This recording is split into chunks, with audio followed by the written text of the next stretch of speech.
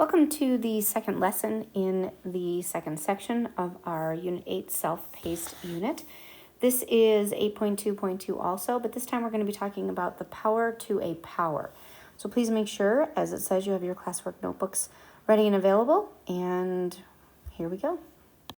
Here is a snapshot of your to-do list that you should have already downloaded from the home page, and it is living in Notability for you. We are going to be watching the video. You're going to be taking notes either just in your notebook or in the downloaded note format that we have.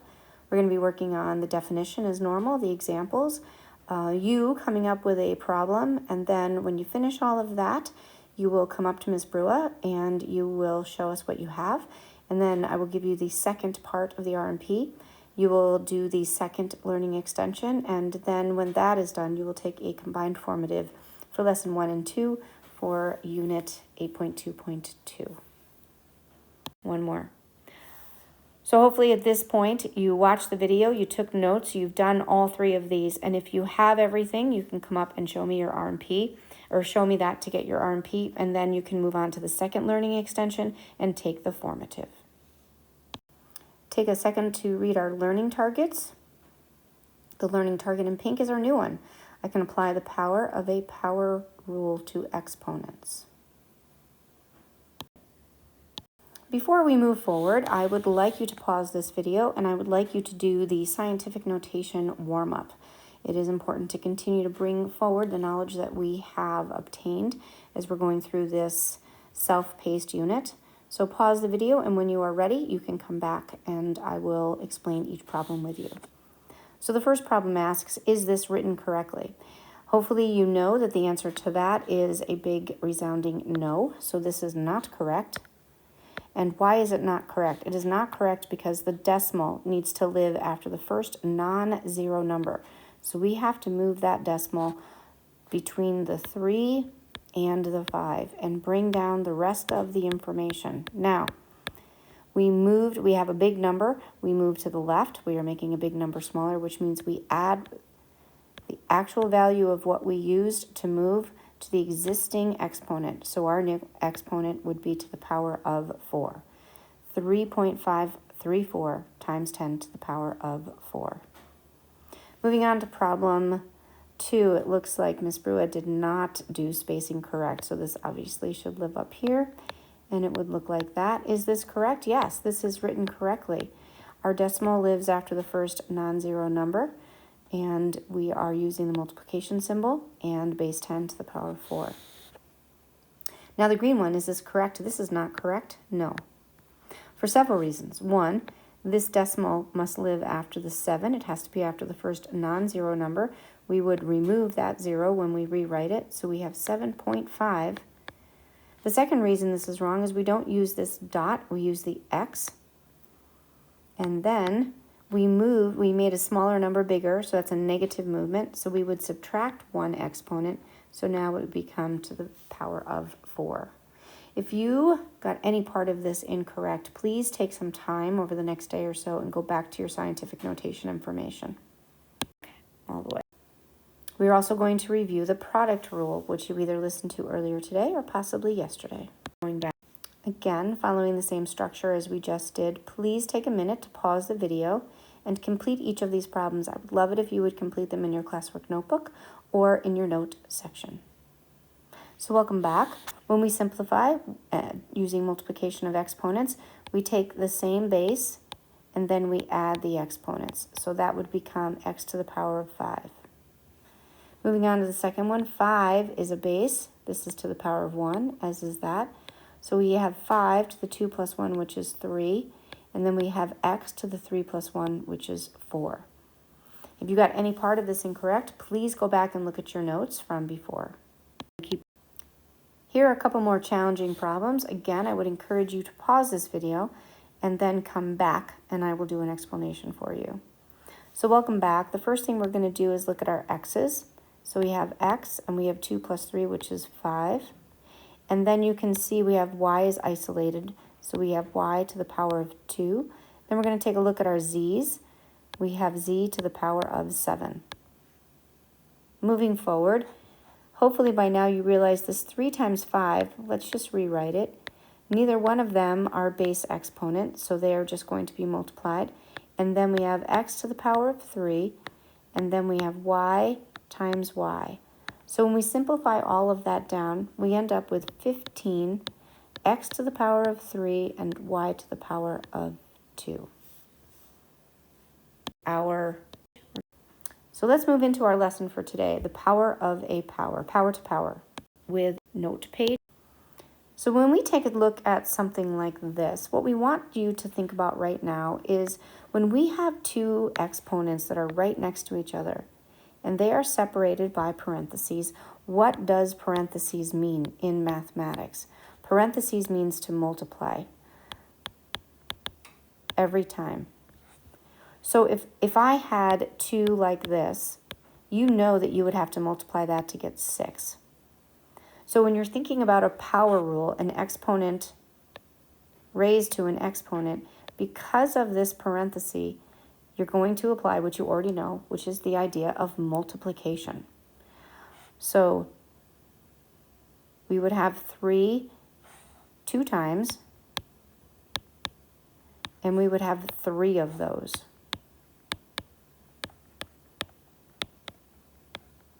So we have 1, 2, 3. So we have 3, and we have 1, 2, 3, 4, 5, 6 to the power of 6.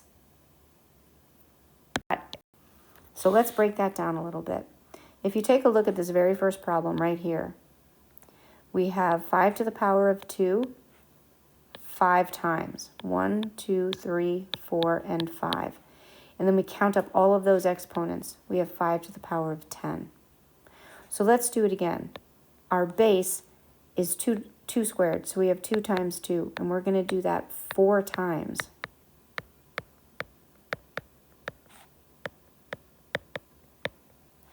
Two, 4, 6, 8. We have 2 to the power of 8. Let's do it again. 3 to the power of 7 twice. That would be 3, 1, 2, 3, 4, 5, 6, 7. And then we're going to do that again. I'm going to run out of room. 1, 2, 3, 4, 5, 6, and 7, which is going to give us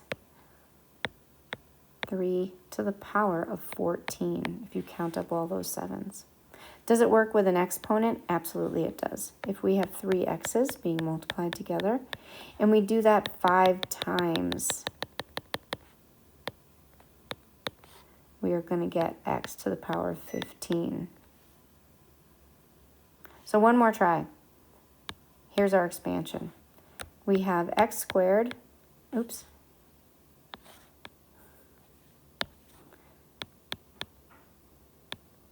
y squared. And we're going to do that twice.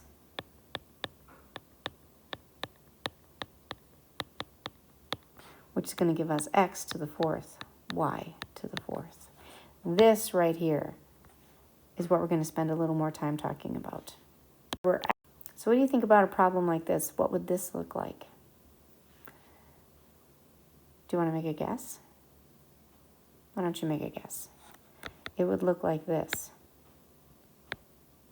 Is that what you guessed? I hope so.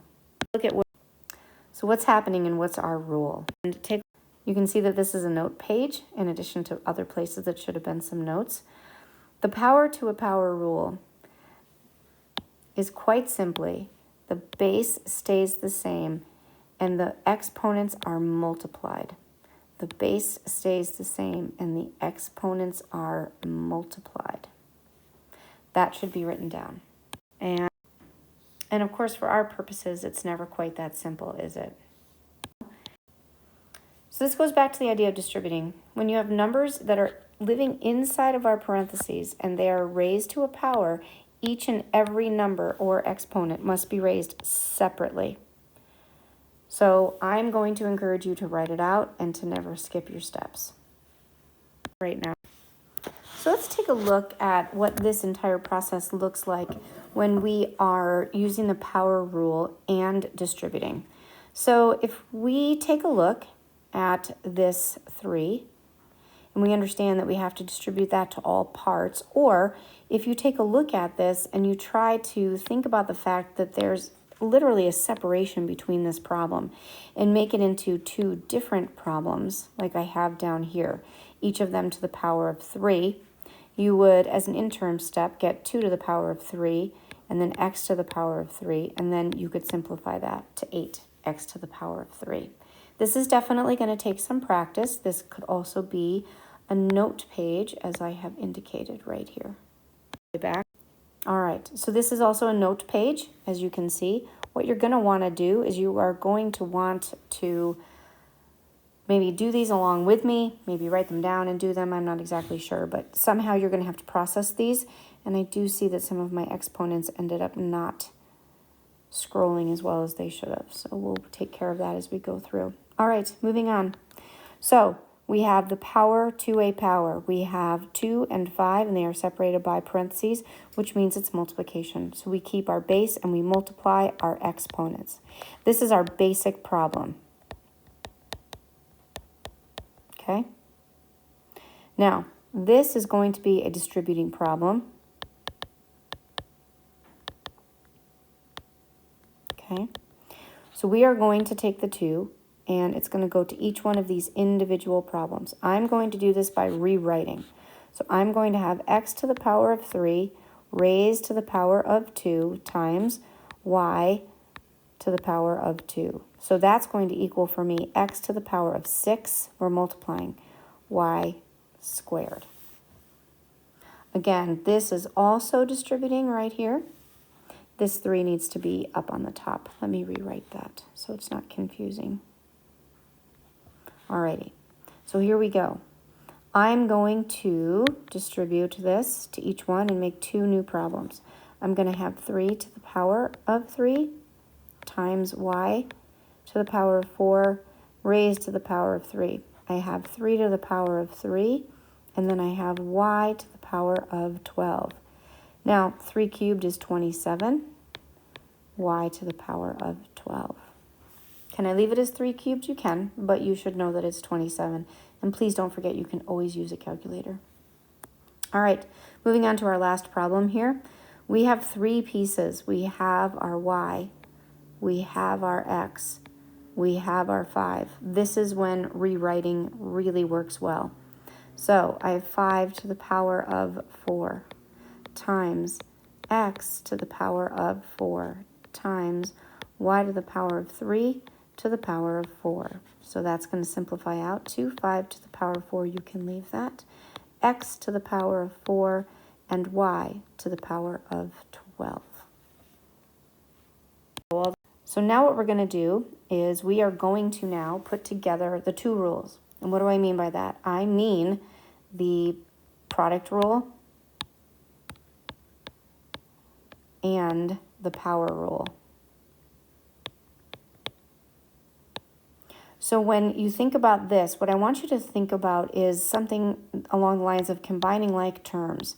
And when you do this, you want to do kind of a broad overview of your problem. And if you can combine like terms using the product rule, you're going to do that first. And then you use the power rule second. And on the next page, we have an example of what that means. So this is definitely a notes page also, as you can see. I would suggest you do these and then write them down. Maybe put them in your classwork notebook. Okay, let's take a look and see what we have. So the first thing we want to take a look at is the very first problem.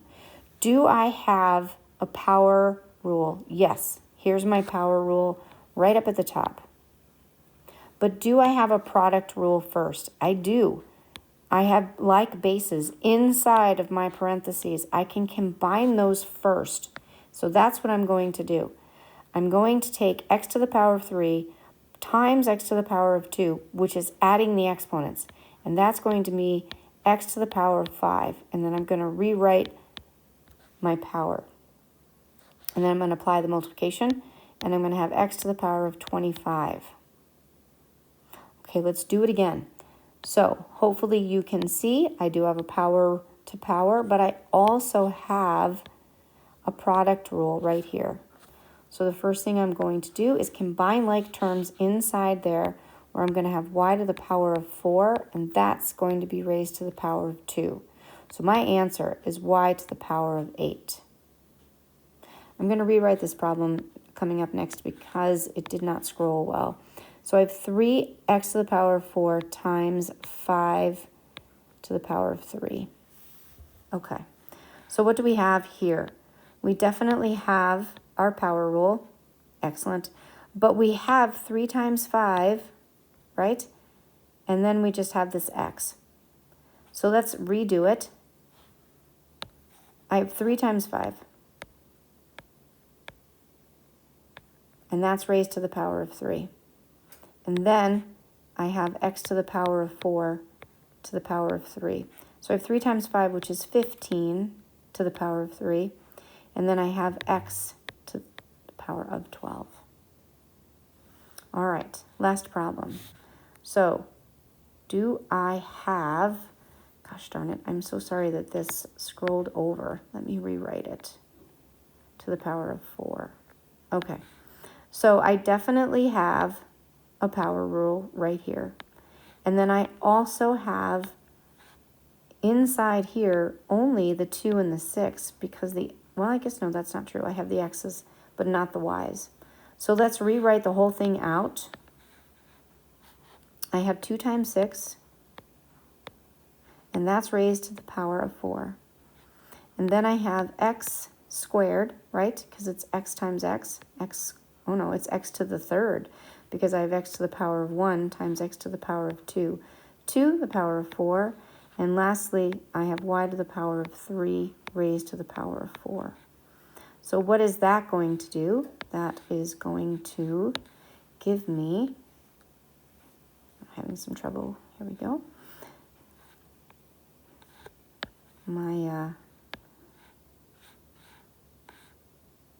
This is not happy. There we go. Okay, so I have 2 times 6, which is 12 to the power of 4, x to the power of 12, and then y to the power of 12. So this is your entire lesson for both parts of 8.2.2. Please make sure that we go back. I'm going